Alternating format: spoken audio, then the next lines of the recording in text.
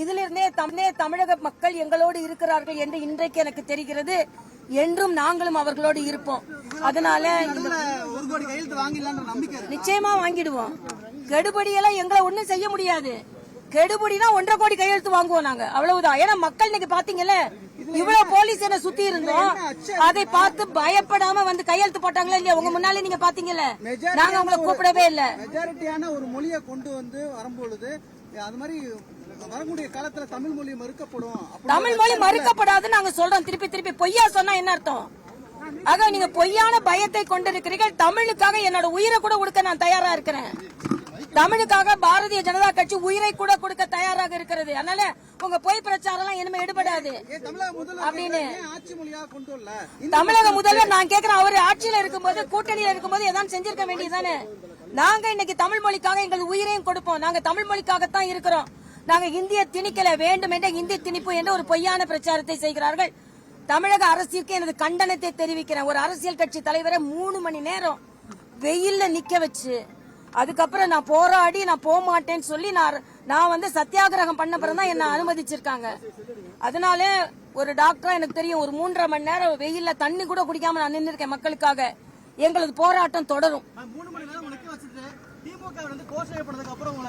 ஆமா, அதுதான் நான் சொல்றேன். திமுக காரங்க அங்க கோஷம் எழுப்புறாங்கன்னா அவங்கள கைது சொல்லுங்கன்னா, அவங்களுக்கு பயந்து எங்களை நீங்க அனுமதிக்கலாம் என்ன அர்த்தம்? அப்போ திமுகவுக்கு அனுமதி, பாஜகவுக்கு அனுமதி இல்லையா? இதை எதிர்த்து நாங்க போராடுவோம். நான் சொல்றேன், மறுபடியும் சொல்கிறேன், பொதுமக்களுக்காக நான் இருக்கிறேன். சரிப்பா, இப்போது நாம் பார்த்துக் கொண்டிருப்பது தமிழிசையை கைது செய்ய முயற்சி செய்து ஏட்டிக்கு போட்டி போராட்டம். திமுகவும் பாரதிய ஜனதா கட்சியின் தொண்டர்களும் அங்கு போராட்டம் நடத்தினார்கள். மும்மொழி கொள்கைக்கு ஆதரவாக கையெழுத்து இயக்கத்தை சென்னை எம்ஜிஆர் நகரில் தமிழிசை இன்று காலையில் தொடங்கினார். அப்போதே அனுமதி பெறாமல் போராட்டம் நடத்தியதாக காவல்துறையினர் அவரை தடுத்து நிறுத்தினர். அதற்கு தொண்டர்களும் பாஜகவின் தொண்டர்கள் எதிர்ப்பு தெரிவித்ததால் அவர்களே அந்த இடத்தில் இருந்து அப்புறப்படுத்தி கைது செய்தனர். ஆனால் தமிழிசை சவுந்தரராஜன் தொடர்ந்து பிடிவாதமாக நாம் காவல்துறையினரின் வாகனத்தில் ஏற மாட்டேன், தனித்தனியாக ஒவ்வொருவராக சந்தித்து நான் அந்த கையெழுத்து இயக்கத்திற்கு கையெழுத்தை பெறுவேன் என்று சுமார் 1 மணி நேரமாக வாக்குவாதத்தில் ஈடுபட்டார். இதனால் பெண் காவலர்களுக்கும் அவருக்கும் இடையே கடுமையான வாக்குவாதம், தள்ளுமுள்ளு கூட ஏற்பட்டது. இதனை அறிந்து திமுகவினர் திடீரென அந்த பகுதிக்கு திரண்டு வந்து உடனடியாக தமிழிசையை கைது செய்து வாகனத்தில் ஏற்றுங்கள், அந்த இடத்தில் எங்களுக்கு இடைஞ்சலாக இருக்கிறது, வணிகர்களுக்கும் மற்ற பொதுமக்களுக்கும் இடைஞ்சலாக இருக்கிறது, மும்மொழி கொள்கைக்கு எதிர்ப்பு தெரிவித்து முழக்கங்களை எழுப்பினார்கள். ஒருபுறம் பாஜகவினர் மும்மொழி கொள்கைக்கு ஆதரவு தெரிவித்து முழக்கங்களை எழுப்பினார்கள்.